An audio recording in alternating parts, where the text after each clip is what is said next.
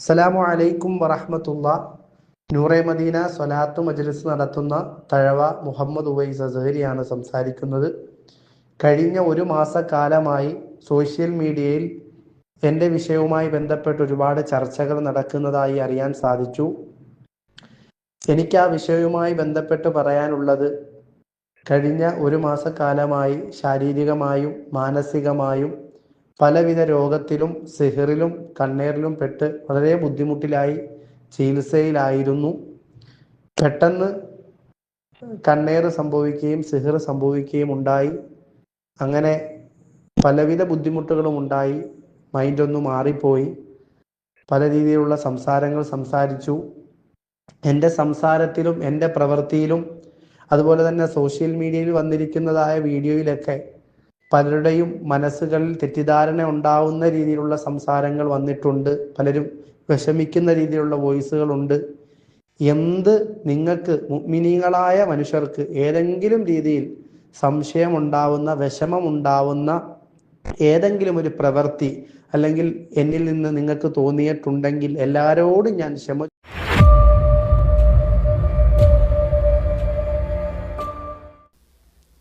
അസ്സലാമു അലൈക്കും വറഹ്മത്തുള്ളാ. ബഹുമാനമുള്ളവരെ, ഇതാണ് നൂറെ മദീന ഉവൈസ് അസ്ഹരി എന്ന മനുഷ്യൻ.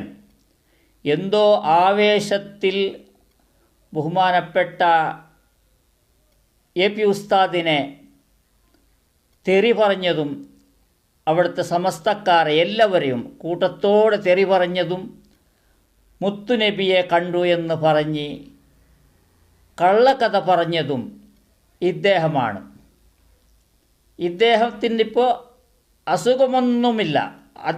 ഇദ്ദേഹം എല്ലാം ശരിയായി വന്നൊരു നാടകമാണ്. ഇനിയിപ്പോൾ എ പി വിഭാഗത്തിൽ വെച്ച അതുപോലെ ബഹുമാനപ്പെട്ട എ പി ഉസ്താദിനെ തെറി പറഞ്ഞതുകൊണ്ടു എന്തോ അപകടം സംഭവിക്കുമെന്ന് മനസ്സിലാക്കി സുഖമില്ല എന്നുള്ള ഒരു നാടകമാണ് ഇദ്ദേഹം കളിച്ചത്. ഒരു അസുഖവുമില്ല, നല്ല ഉഷാറാണ് ആൾ. ഇത്ര പറയാൻ കാരണം, എത്ര പറഞ്ഞിട്ടും ജനങ്ങൾക്ക് മനസ്സിലാവാത്തൊരു അവസ്ഥയാണ്. അദ്ദേഹം ദുആ ചെയ്യുന്നത് ഒന്ന് കേട്ടോളൂ. ചെയ്യണേ അല്ലാ, ഞങ്ങളുടെ സ്വഭാവം നന്നാക്കണേ അല്ലാ, ഞങ്ങളുടെ മക്കളുടെ സ്വഭാവം നന്നാക്കണേ അല്ലാ, പ്രിയപ്പെട്ട ഭർത്താക്കന്മാരുടെ സ്വഭാവം നന്നാക്കണേ അല്ലാ, ഭാര്യയുടെ സ്വഭാവം നന്നാക്കണേ അല്ലാ, പടച്ചവനെ ഉപ്പാന്റെ ഉമ്മാന്റെ സ്വഭാവം നന്നാക്കണേ അല്ലാ, പടച്ചവനെ ദുനിയാവിൽ പെട്ട് പലരും വഴിതെറ്റിക്കൊണ്ടിരിക്കുകയാണ്, എല്ലാവരെയും നീ നന്നാക്കണേ അല്ലാ. ഇനി മൂന്നാമത്തെ പ്രാവശ്യം എല്ലാവരും ഒന്ന് ചൊല്ലിക്കുമ്മ, ആഖിബത്ത് നന്നാവണമെന്നുള്ള നീയത്തിൽ ചൊല്ലിക്കേ. ഈ മജ്ലിസ് കാണുന്ന പാവങ്ങളുടെ ആഖിബത്ത് നീ നന്നാക്കണേ അല്ലാ. നീ പറയാൻ നിൽക്കുന്നില്ല, ഇത്രയും ചൊല്ലിയപ്പോ ഞാനാകെ കുഴഞ്ഞു. അപ്പൊ ഏതായാലും അള്ളാഹു കബൂൽ ചെയ്യട്ടെ. എന്തൊക്കെയാ വിശേഷങ്ങളൊക്കെ? വീട്ടിലെന്താ ഇന്ന് ഫുഡ്? നാസ്ത എന്താണ്? ചായയൊക്കെ ഇട്ടാ? കാപ്പി എന്താണ്? എല്ലാരും കമന്റിലൊന്ന് എഴുതിയിട്ടെ.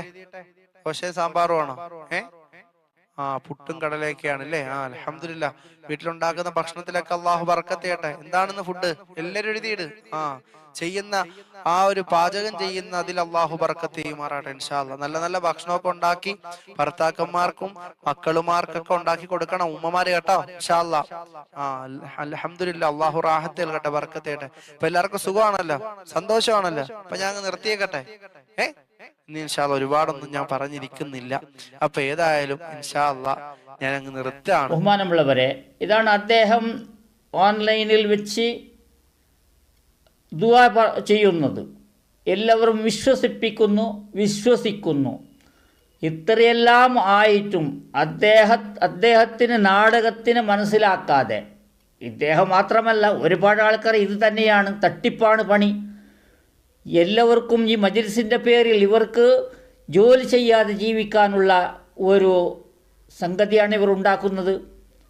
ഇതിനെ വിശ്വസിക്കുന്ന സ്ത്രീകളും ഇതിനെ മാത്രം വിശ്വസിക്കുന്നതാണ്, അള്ളാഹുവിനെ വിശ്വസിക്കുന്നില്ല. അള്ളാഹുവിനെ വിശ്വസിച്ചാൽ ഇവർക്ക് തന്നെ ദുആ ചെയ്യാം. ഇവർക്ക് വന്നാൽ, വീടിൻ്റെ അടുത്ത് വന്നാൽ എന്തെങ്കിലും 10-50 കൊടുത്തു വിടാമെന്നല്ലാതെ ഇവർ പിച്ചക്കാരെക്കാളും വെറും ഒരു ഇതാണ്, ലാസ്റ്റാണ് ഇവർ. പിച്ചക്കാറുമല്ല, അതിനേക്കാൾ അപ്പുറമാണ്. അതല്ലെങ്കിൽ ഇവർ ഇതിൻ്റെ പണത്തിന് വേണ്ടി ഇവർ ദുആ ചെയ്യുന്നു.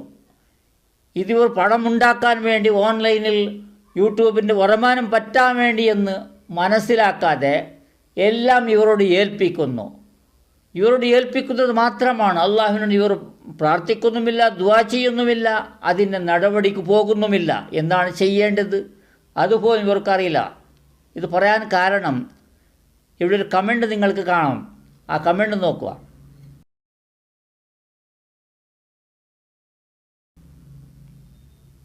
സഫ്നാസ് എന്ന് പറയുന്ന പേരിലുള്ള ഒരു കമൻ്റാണ്. ആധാരം കൊണ്ടുപോയി പറ്റിച്ചു, 5 ലക്ഷം റുപ്യ പറ്റിച്ചു, എല്ലാവരും ദുആ ചെയ്യുക, ഉസ്താദെ ദുആ ചെയ്യുക. പിന്നെ താഴെയും അവളുടെ ഒരുപാട് കമൻറ്റുകൾ. ഇതുകൊണ്ട് ഇദ്ദേഹം ഇവിടെ ഇരുന്ന് ദുആ ചെയ്തത് കൊണ്ട് എന്തുണ്ടാകാനാ? ഒന്നും ഉണ്ടാകാനില്ല. വെറും ഒരു ഉണ്ട ഉണ്ടാക്കും, അത്രേ ഉള്ളൂ. എത്ര കാലമായി ഇദ്ദേഹം ദുആ ചെയ്യുന്നത്? ആരുടെങ്കിലും ഒരു പ്രോബ്ലം ഇല്ലാതായിട്ടുണ്ടോ? അത് ഇല്ലാതാകുന്നുണ്ടോ? സ്വന്തമായി ദുആ ചെയ്യണം. ഈ സഹോദരിയോട് എനിക്ക് പറയാനുള്ളത്, സ്വന്തമായി ദുആ ചെയ്യണം. അള്ളാഹുവിനോട് ഖേദിച്ച് ദുആ ചെയ്യുന്നത് മാത്രമല്ല, നമുക്ക് അള്ളാഹു സുബ്ഹാനഹു വ തആല എല്ലാ അംഗങ്ങളും തന്നിട്ടുണ്ട്. എല്ലാ പാർട്സുകളും നമ്മൾ ശരിയായ പാർട്സുകളാണ് നമ്മളത്. ഇവിടെ ചിന്തിക്കാനും കാണാനും കേൾക്കാനും കൈയും കാലും എല്ലാം ചലിക്കുന്ന എല്ലാ പാർട്സുകളും അള്ളാഹു സുബ്ഹാനഹു വ തആല നല്ല ആരോഗ്യത്തോടുകൂടെ തന്നതുകൊണ്ട് നിങ്ങൾ ആരാണ് പറ്റിച്ചത്, ആ പറ്റിച്ച ആളെ നിങ്ങൾക്ക് കിട്ടണമെങ്കിൽ ഈ നൂറേ മദീന എന്ന് പറയുന്ന ആളോ അതല്ലെങ്കിൽ വേറെ ഏതെങ്കിലും ഒരു മജ്ലിസുകാരനോ ദുആ ചെയ്തത് കൊണ്ട് നിങ്ങൾക്കത് ഒരിക്കലും കിട്ടാൻ പോകുന്നില്ല. നിങ്ങൾ സ്വന്തമായി ദുആ ചെയ്ത് അള്ളാഹു തന്ന നമ്മുടെ ഈ ശരീരമെന്ന ഈ ആരോഗ്യമുള്ള ശരീരമെന്നുള്ള എല്ലാ പാർട്സുകളെയും ഉപയോഗിച്ചുകൊണ്ട് നിങ്ങളത് കംപ്ലൈൻറ്റ് ചെയ്യണോ, അതല്ലെങ്കിൽ അവൻ്റെ ബാക്കിൽ പോയി അവനെ പിടിക്കണോ, പോലീസ് കംപ്ലൈൻറ്റ് ചെയ്യണോ, ആരോടെങ്കിലും പറയണോ, അതിനെ കിട്ടത്തക്ക രീതിയിൽ നിങ്ങൾ പ്രവർത്തിക്കണമെന്നല്ലാതെ ഇത്തരക്കാരെ മജ്ലിസ് നോക്കി ദുആ ചെയ്താൽ കിട്ടുമെന്ന് കരുതിയാൽ ഒരിക്കലും കിട്ടാൻ പോകുന്നില്ല. അള്ളാഹുവിനോട് പോലും ദുആ മാത്രം ചെയ്തിരുന്നാൽ കിട്ടാൻ പോകുന്നില്ല. നമ്മൾ പ്രവർത്തിക്കണം. നമുക്കത് വേണമെങ്കിൽ നമ്മൾ പ്രവർത്തിക്കാനുള്ള എല്ലാ സംവിധാനവും അള്ളാഹു സുബ്ഹാനഹു വ തആല ഇവിടെ ഉണ്ടാക്കിയിട്ടുണ്ട്.